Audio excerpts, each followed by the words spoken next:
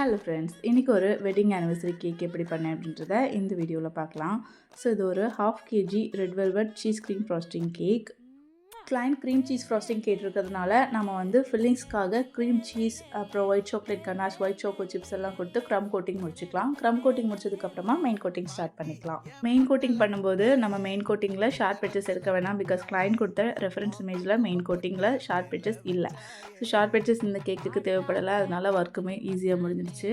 So இதை அப்படியே தூக்கி இன்னொரு போர்டுக்கு நம்ம இப்போ ஷிஃப்ட் பண்ணிக்கலாம். அந்த போர்டில் கிளைண்ட்டோட ஆனிவர்சரி டேட் மென்ஷன் பண்ணுற மாதிரி கேலண்டர் கொடுத்துருக்கேன். அப்புறம் இந்த கேக்கை மெதுவாக ஷிஃப்ட் பண்ணிவிட்டு கேக்கோட டாப்பில் இந்த மாதிரி ஹார்ட் குக்கி கட்டரை வச்சுட்டு ஒரு இம்ப்ரெஷன் கொடுத்துக்கிறேன். கிளைண்ட் கொடுத்த ரெஃபரன்ஸ் இமேஜில் இந்த மாதிரி ஒரு டிசைன் இருந்தது. அதை பண்ணுறதுக்காக தான் இந்த மாதிரி பண்ணியிருக்கேன். பேரட் நைஃப் யூஸ் பண்ணி பண்ணப்போ இது ரொம்ப ஈஸியாக இருந்தது. அண்ட் இந்த ஹார்ட் டிசைனுமே ரொம்ப எலகண்ட்டாக வந்திருந்தது.